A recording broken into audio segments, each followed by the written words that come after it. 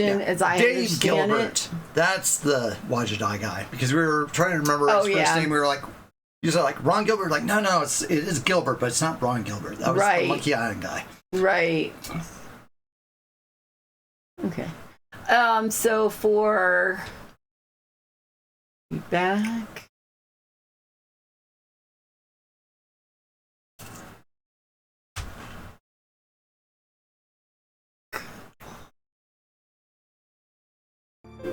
No, I think it was Tim Schafer was Double Fine. Ron Gilbert did like Terrible Toy Box.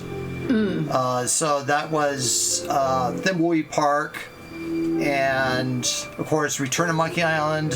And I think he just has a new game that came out. I don't recall what it is. I think it was a very different type of game, so it was not an adventure game. What is the right one to choose? Is it classic commentary or updated commentary, Webb?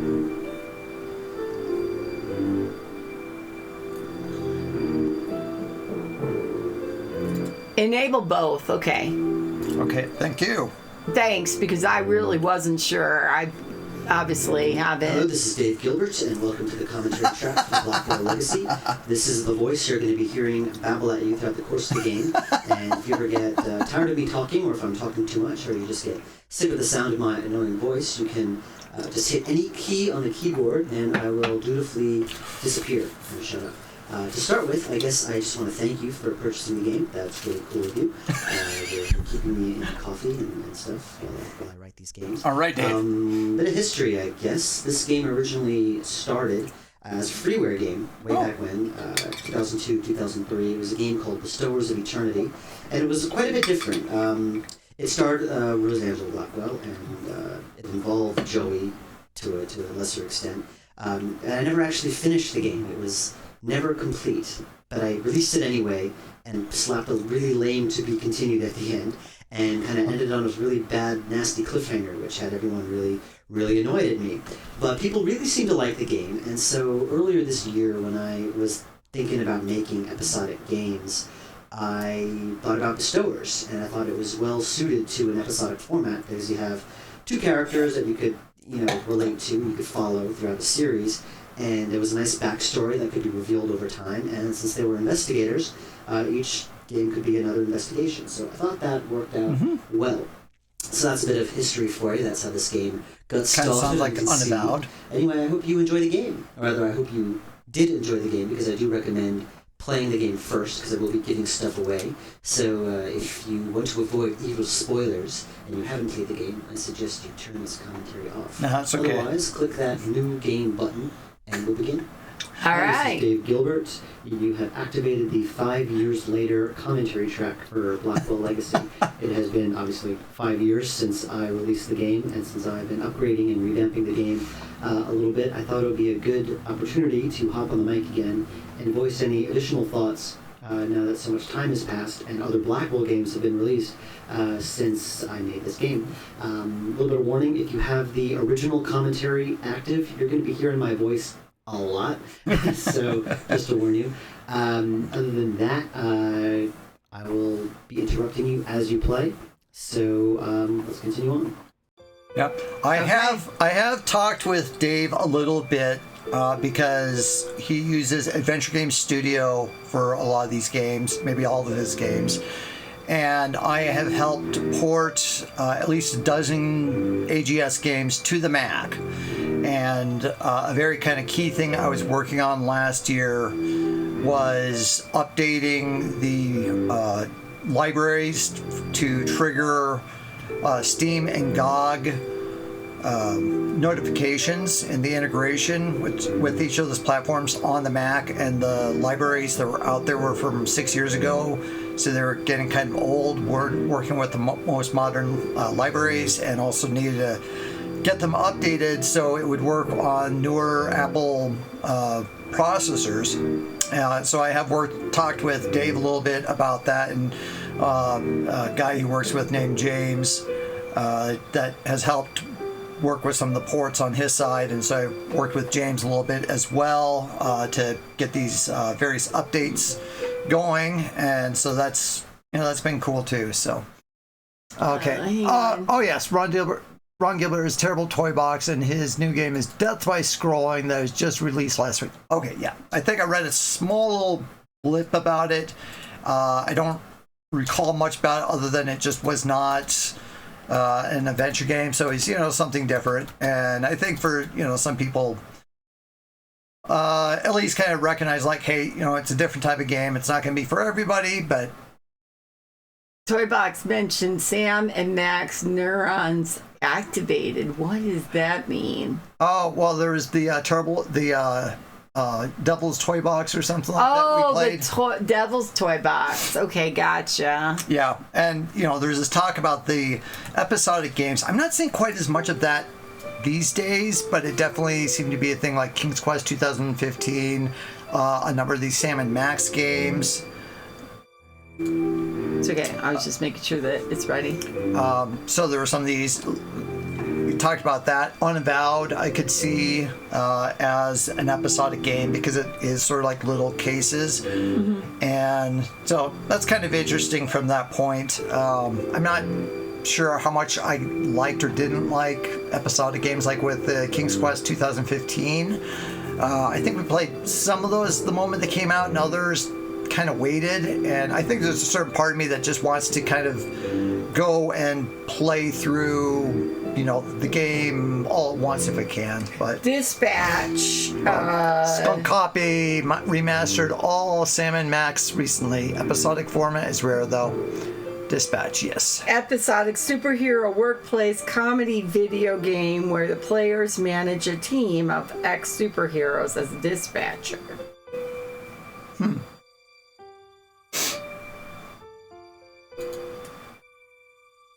And it is on Steam. Do you like to activate in-game instructions? Yes. In addition to the on-screen instructions. Do you really need instructions? I've never played a game before, yes. True. I like how he pronounced skunk cappy. Skunk Copy. Skunk copy. All right. Well, I wouldn't know if Sam and Max weren't pronouncing it properly. Because he was one of the sort of antagonists in one of the games, so...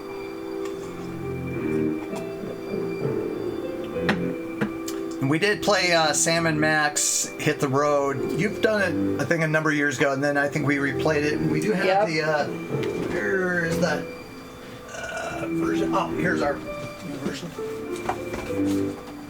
So I'm just trying to keep track of all these different games that you guys are mentioning. Limited run, and this one was pretty hefty. I even had like a board game in it, I think, and stuff. So.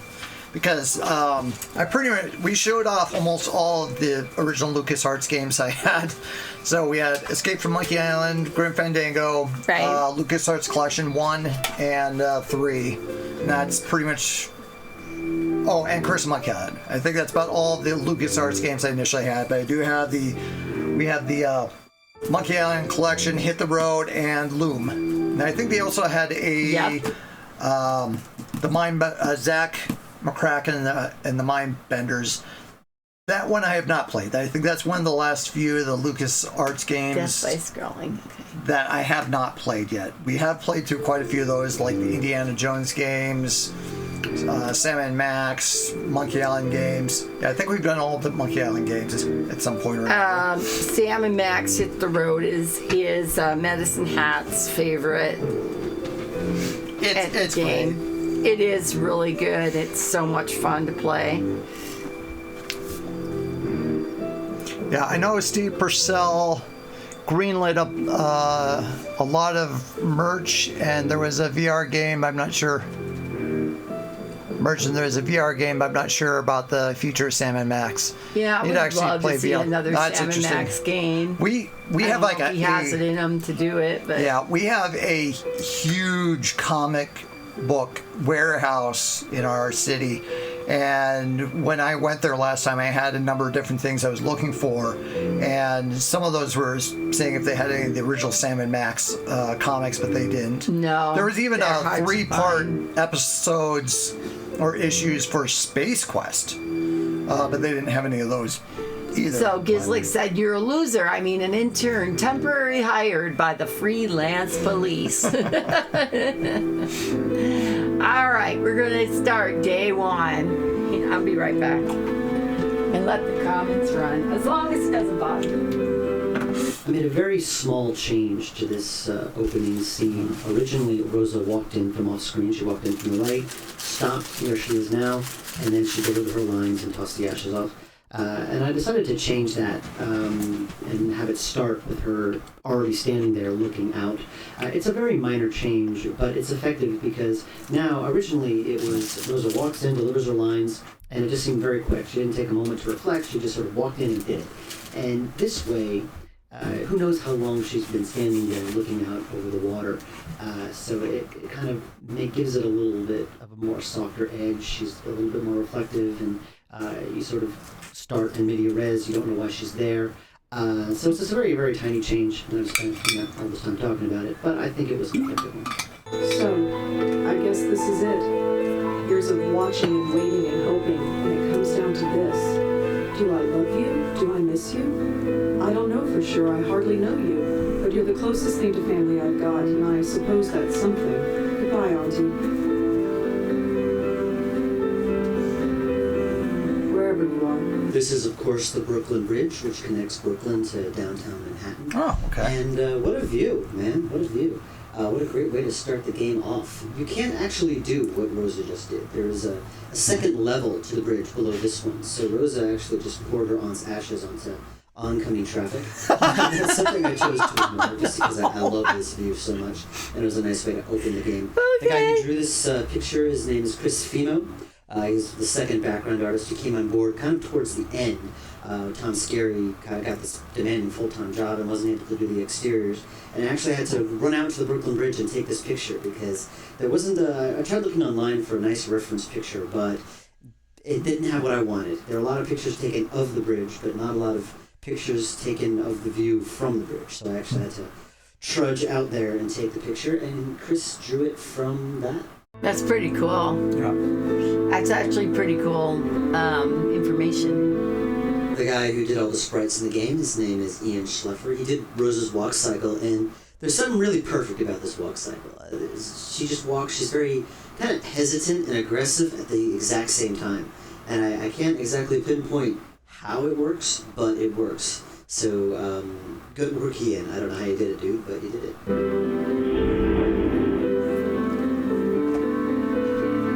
Go Sessions!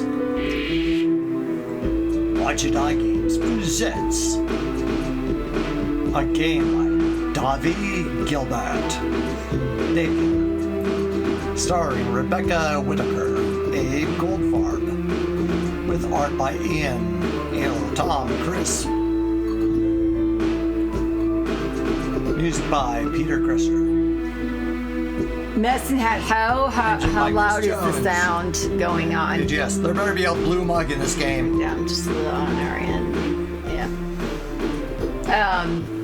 You gotta let us know because we don't have too many ways to control it right now. What a morning. At least I'm home now. Sound is fine. Awesome. Okay, yeah, I think this will be fun with the director's commentary.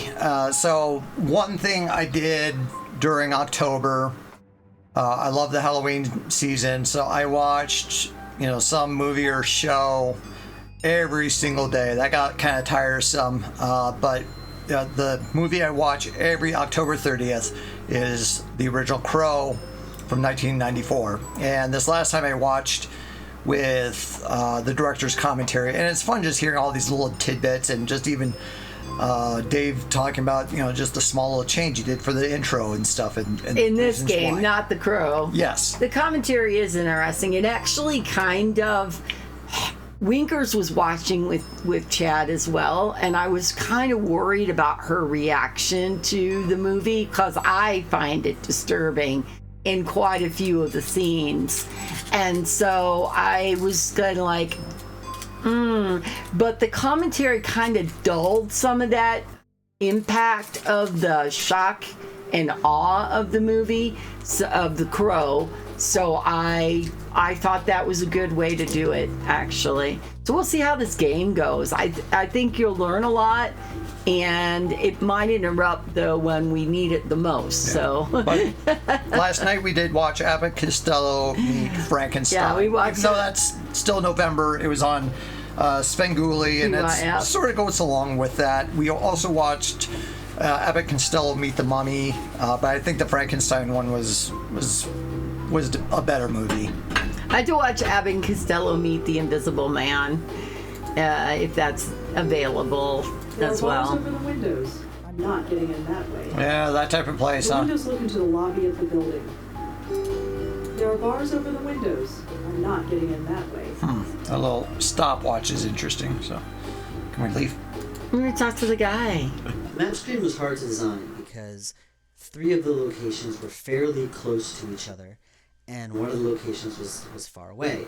So it was hard to really come up with a good design for it. Originally, I just had this stupid little menu just for the beta testing stage, and then finally, E.L. Jemmer, a graphic artist who came on board originally to do photographs. I'll talk about that later, but he offered to do extra stuff, and one of the first things I asked him to do, I said, "Hey, could you come up with a map screen?" I'm totally stumped, and he came up with this design and these big icons that represent different areas and locations you go to, and it works really well because the icons are big enough that the fact that one of the locations is farther away than the others, it didn't really matter so much. So I can't quite explain how it worked, but it does work, and I think it works well.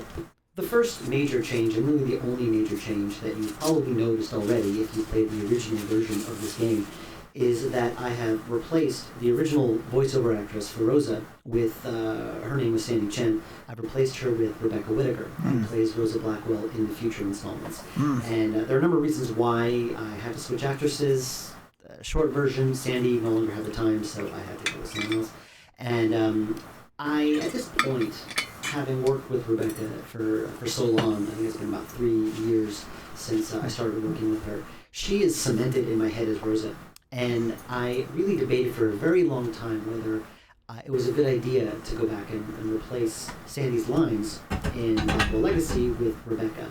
And in the end, I decided to just go ahead and do it. If only because, like I said, Rebecca is Rosa in my head. And I wanted to keep everything consistent. And also, I wanted to add a number of hotspots to the different locations. And we didn't have time to add those the first time around.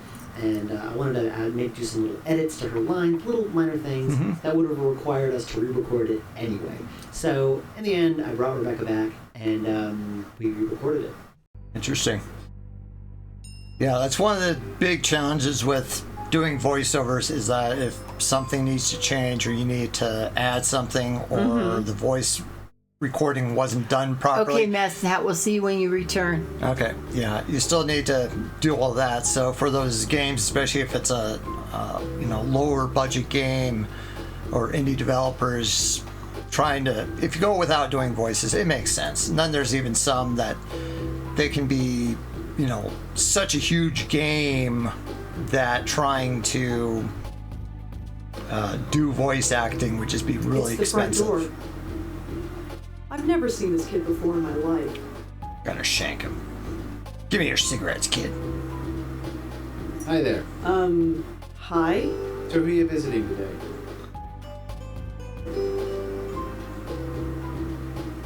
Huh? Seriously, who are you here to see? Can't let you in unless you tell me. I live here? No, you don't. I know everybody in the building. I don't know you. Matt Gardner, playing the doorman here, is a guy from Arizona, this amazing cartoonist. He does a lot of these Flash cartoons on Newgrounds. You should check him out. His username there is Wogoat, W-O-G-O-A-T. And he does these fantastically hysterical X-Men parodies. So if you're into X-Men, you should check that out. He does the voices for his own cartoons mostly. So I know he had good equipment. I know he could do voice acting. So when he offered to do a voice, I said, hey, yeah, sure. Come on, check it out. Okay. He also did most of the sketches for the close-up photographs in this game. So that's Matt.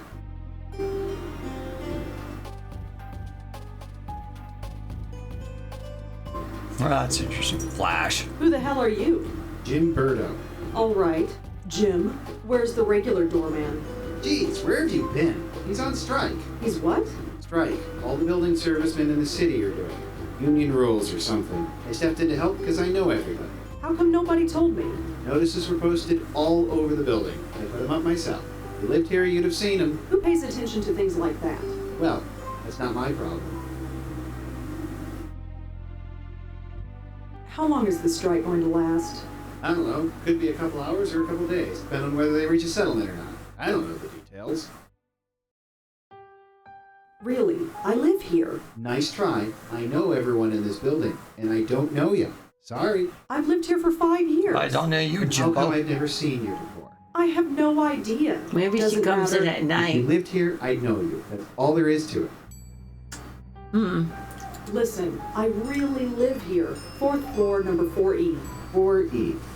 Is that apartment empty? No, I live there, and I want to go there. Thank you very much. Oh, maybe you're telling the truth. He sees reason, thank God. Do you have any ID? A driver's license or something? Yes, I have a driver's license. It's upstairs. In my desk drawer. Crap. Come on, this is New York. Who actually drives? True. But I still can't let you in unless you prove you live here. Out of my way. I'm going in. That's right. I wouldn't do that. Why? Are you going to stop me? Me? No. But I've got a cell phone in my pocket with 911 programmed in. All I have to do is hit send and the cops will be here in 5 minutes. Are you That's now serious? outdated. Totally serious. I don't believe this. I have my apartment key. Will that do? Sorry, no. That could be any key. Well, let's go upstairs and see if it works. And leave the door unattended? Can't do it. Sorry. Okay, I have no ID, and you don't know me. And you don't what know can I him. do to prove that I live here? Oh, can anyone in the building vouch for you? I'm not sure. I mean, I don't really know anybody here.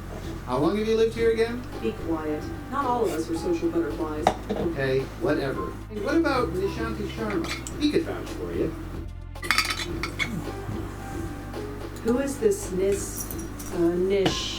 Nishanti Sharma. He lives in 4F. You know, right next door to 4E. You really don't get out much, do you? Your point. Nothing. But I'm sure she could vouch for you. Great, call her up. She's not here. Of course she isn't. So I gotta wait here all day for her. Might have to. Although, she usually goes to Washington Square Park in the morning. You could look for her Go there. play some chess. So, let me get this straight. You want me to go all the way to the park to look for a woman who might be there, and if she recognizes me, then, and only then, I'll be granted the privilege of entering my own home? That's pretty much it, yeah. This is really stupid. Come on, you're a New Yorker. Forgot my ID.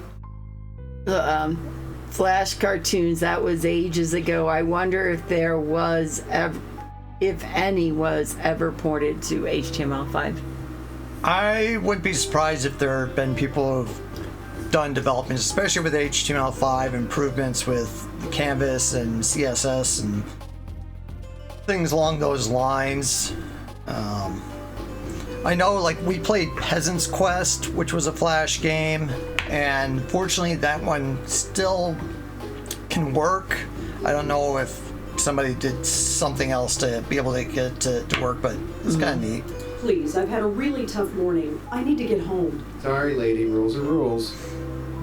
So, let me get this straight. You've done you that. want me to go to look for and if then, That's pretty. this... I'm nothing. It's time. Beat up, I'll be back. beat up See you Jimbo. around. As I was upgrading this game, there was a real strong instinct and temptation to play George Lucas and change everything. And I resisted that. But this first puzzle and section would have been at the top of the list.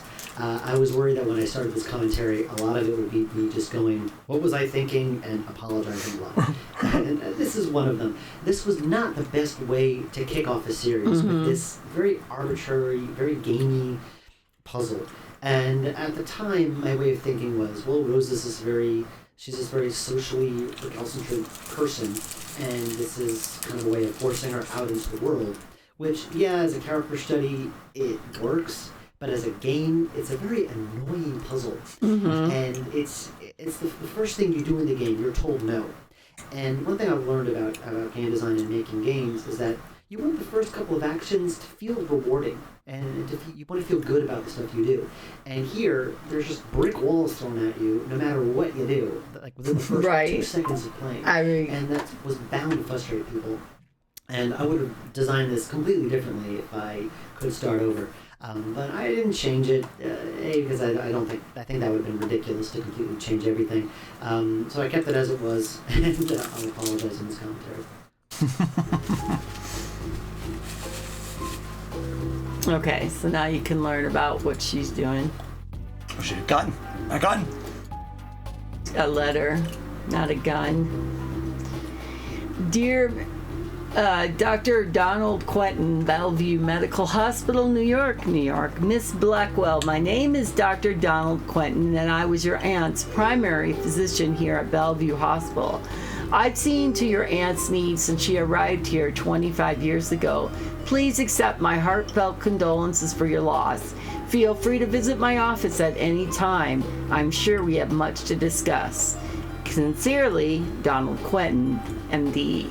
October 12th, 2006. 25 years, so that'd been from like 1981. Yeah. Rewarding like getting everything in the suitcase in Deponia. I played both of these games, and there's things I'm just sitting here nodding and smiling about. I'll be back. See you around.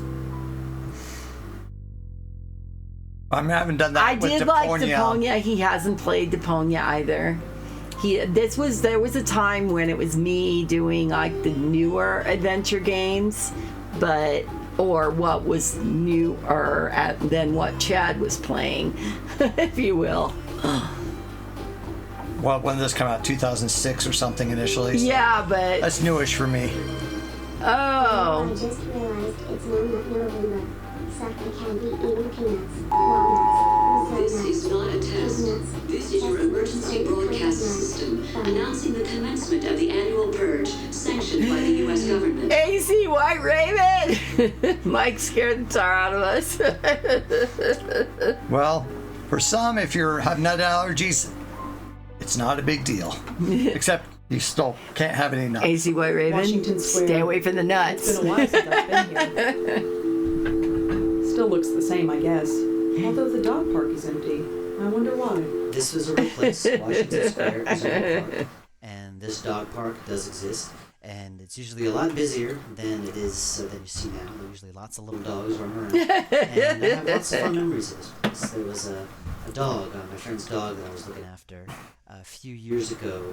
And I brought the dog to this dog park. And it was a heck of a lot of fun. Just watching the dogs just run around. And I made the mistake of bringing a breakfast sandwich with me one morning. Oh no! Very popular with the dogs. Each Blackwell game has an area that is based in a real place, and this is obviously Washington Square Park, and this is the dog run in Washington Square Park.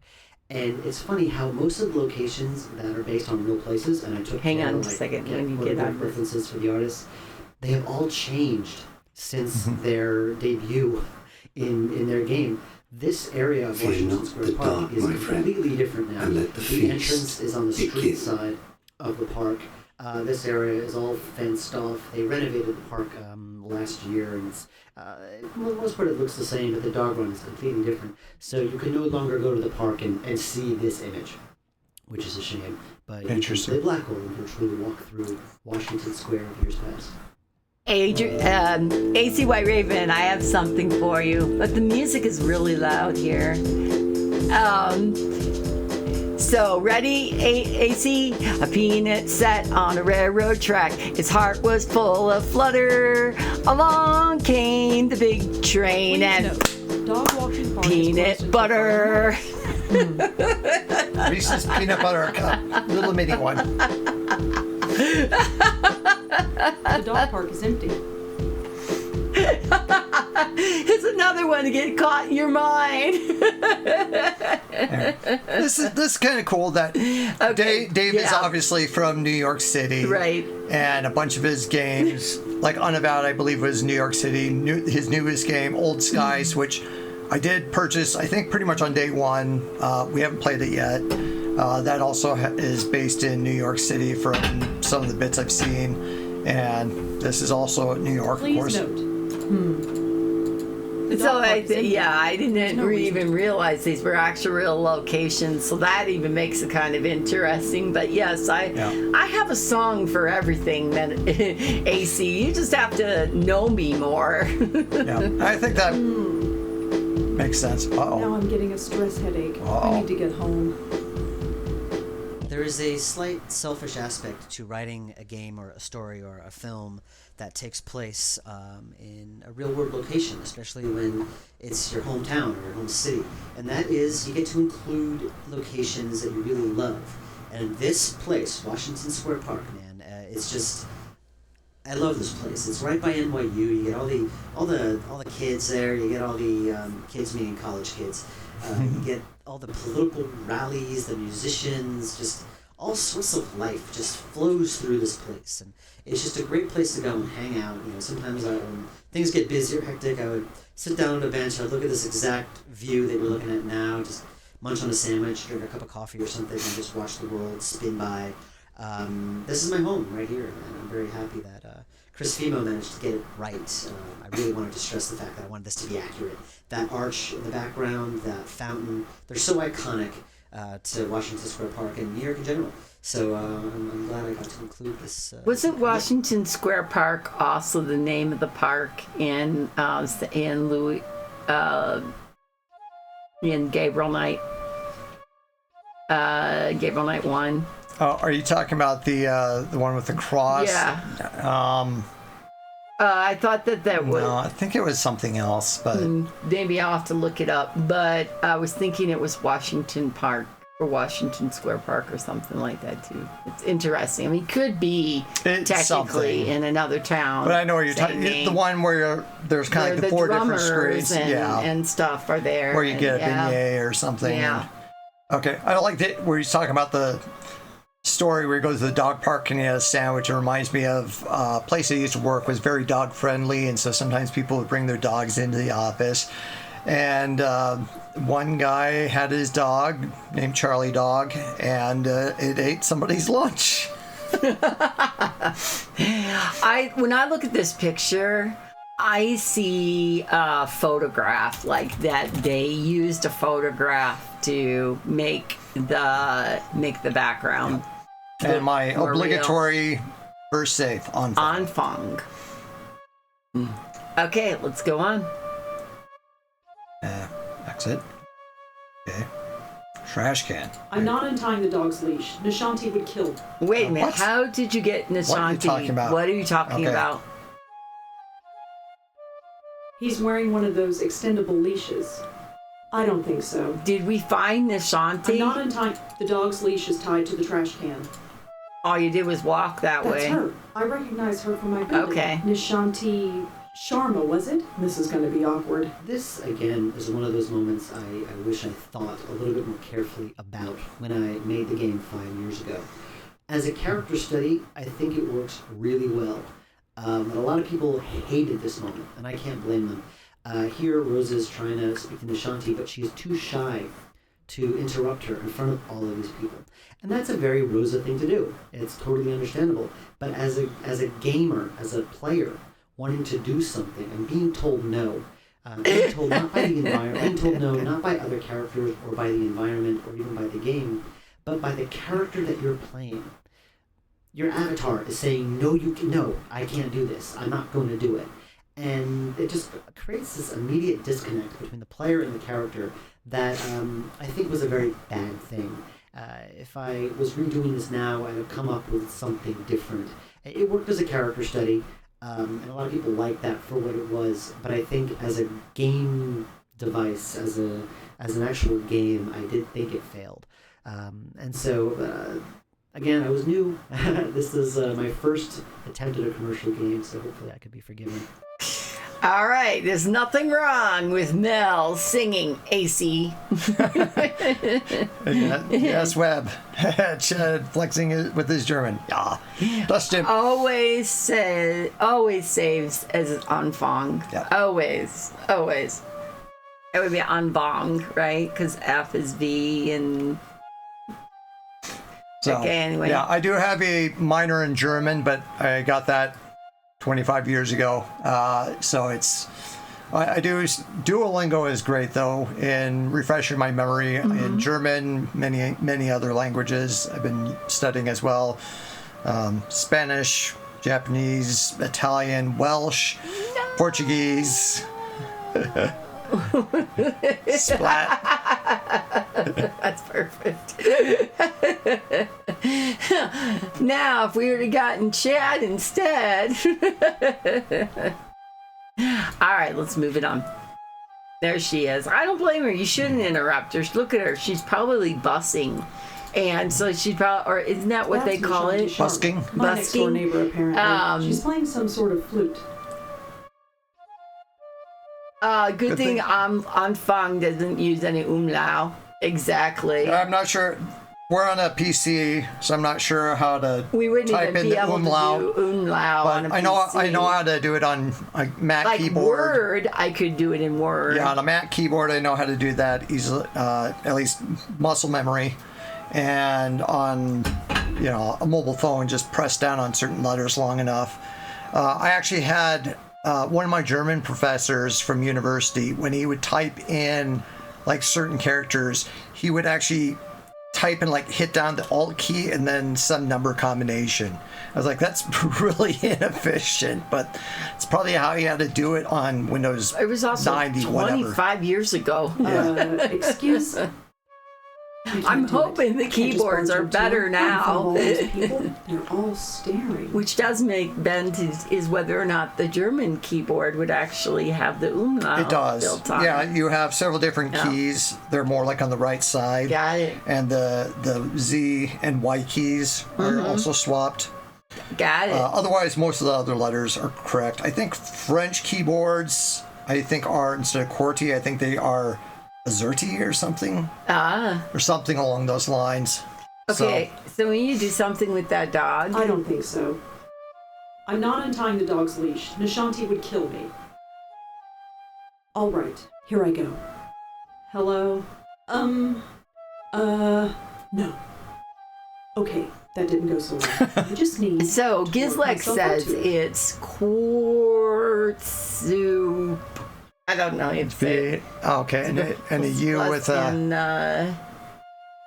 Okay. Yeah, it's the letters that Got have it. the umlauts over it and stuff like that. And so if you're like on a Spanish one, they would have the N with the tilde over it. In Windows, you can use Windows Win Plus nowadays that opens the emoji panel and lets you select all kind of different letters as well. Sadly, it doesn't work in games. Okay, It's really you can cool do to this. know. Right. No, she won't. She's not. She's not. Calm down. Need to calm down. You're going to have a panic attack. Right. This is it. Introverts Hi. don't like talking. Can I... Damn it. This is not working. I can't do this. I just can't. Maybe she got I untied don't the think dog. so. Fine, let's just I'm Not the untying garbage dog's can. leash. No. I can't do this. I just can't. I just Windows have to wait until she's key finished. Or, and I don't know. point. I can't do this with all those people staring at me. I wouldn't I'm the same kind of way. Chad, I don't want to upgrade to 11. Is Linux worth using? Guess depends on what you're trying to do. I haven't really used Linux in a while. I would say no. If you can dual boot or something, or if you have another that is computer true. you can try experimenting with. Actually, something I did, this was a number of years ago, but I used actually used a bootable CD and popped that in and was able to play around with some version of Linux, and that was kind of cool to be able to play around with. It's like, oh, this has some nice updates since I had started with Linux initially in 1998. Now I imagine doing something like that, it'd just be on a USB drive instead of a hot CD or something. But yeah, create a bootable USB with Rufus. Okay, I've not heard of Rufus. No, I was very much a Red Hat person for most of it. I've tried Red a lot Hat of different versions. In college, that's been a long time ago that I'll we just had have to wait until Linux. she's finished, or I can't do this without. Well, looks like this guy's using his phone. No, I can't. I can't. Rufus is a I don't think utility so. that helps format and create I'm not bootable on time to dog's USB leash. flash Nishante- drives such as USB keys, memory sticks. No, I can't. I can't do. I'm not saying you shouldn't. Just code your own graphics card, trick the system into thinking it's the newest NVIDIA. Win 11 has so much spyware and bloatware integrated, sketchy as fuck. Yeah, I'd say if you can just keep on using Windows 10 as long as you can. Rufus is a utility that creates a bootable Windows 10 operating system drive from a Windows 10 ISO file. Please note, Please note, The dog park. The dog park. There's no reason to.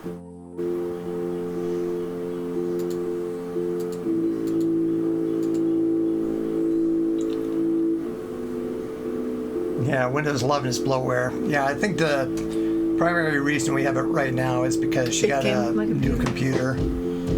Otherwise, I think you're. Otherwise, You just saw the lights flickering on and off. The only thing is, you know, like it Wanted to do tries to guess what I want to use for a browser. So the guard wouldn't get so crazy suspicious later on when the lights totally went off.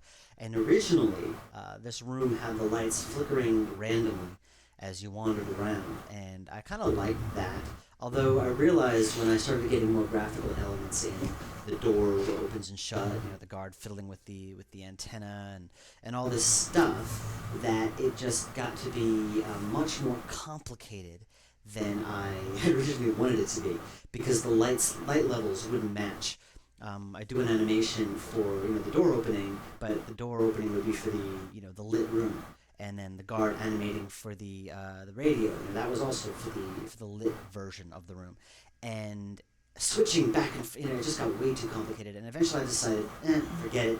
I'll just have the lights flicker when the elevator doors open and shut. And in a way that kind of makes sense, because I used to have a printer actually that every time you printed something, the lights in my apartment would get dangerously dim and start flickering on and off. Wow. So this isn't entirely out of laziness. You can logically justify it.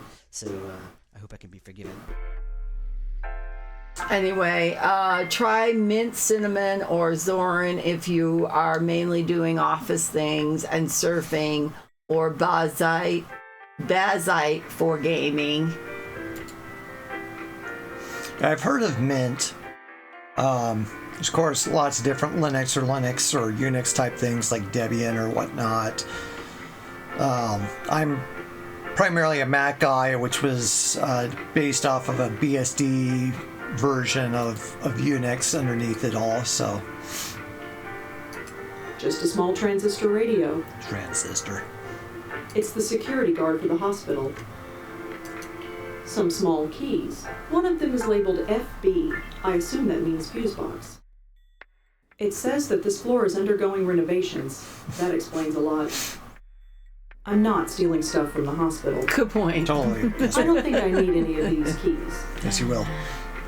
So I have a mild 30% a profit margin paranoia now whenever I look at newer Windows operating system. Thank you, Microsoft. Yeah, there's definitely certain things. Like with my previous job, I did have a Windows laptop, and one thing I had to change immediately on the taskbar was move everything back over to the left.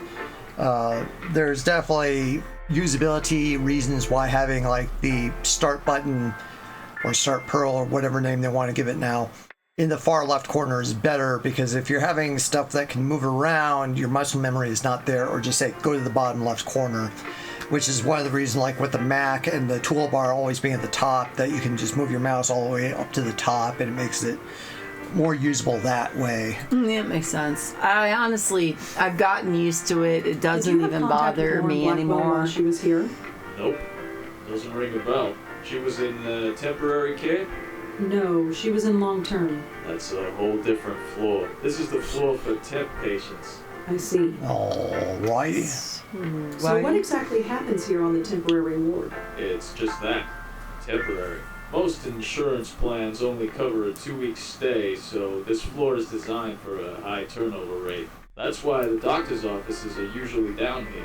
They need to be on hand when new patients arrive. Right. I have 0 time to do anything, so we just need something for mild surfing, gaming, and streaming. Streaming, I think, That's is gonna be a where, yeah, I think that would be the biggest thing you'd have to really look into, Mike, if you're looking at the Linux side of things, of what's out there, the support for things. Who knows how long Windows 10 will still be good. I imagine if you take a look at like how long Windows XP or Windows 7 were still around and being supported, especially if it's still third-party software, Windows 10 I could still imagine being supported for a fair amount of time. But Microsoft is not going to support Windows 10. Yeah, well, I mean, they're going to be like saying we're not ties on that. Yeah, we're not going to be doing any more updates. No security updates and stuff. Old buildings, you know, always got problems. Alrighty, ain't broken, the lights are on the blink. It's giving me a headache, let me tell you.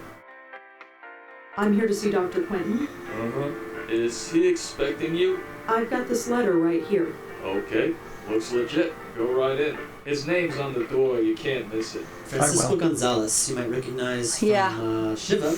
He did the voice of the detective in Shiva, and now he plays another sort of law enforcement guy. He plays the hospital rent-a-cop. And he was very patient. Francisco was very, very patient with me, because I kind of waited until like the very, very end to send him the script, because I wanted to kind of make sure I had everything in place in the script Bible. And of course, as being disorganized, I had left, about 6 or 7 lines out of it, and I would email him in a panic, and like, hey, here are the lines, and so he would dutifully send them back, like, by the next day, re-record, and he did a great job. He's easy to work with, he does great work, and he writes great games, too. He has a series of games called Ben Jordan, Paranormal Investigator.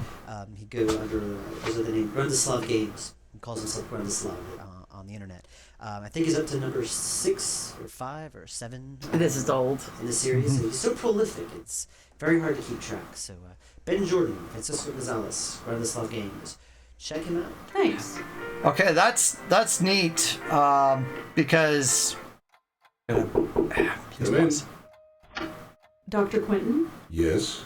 I'm Rosangela Blackwell. Oh, hello.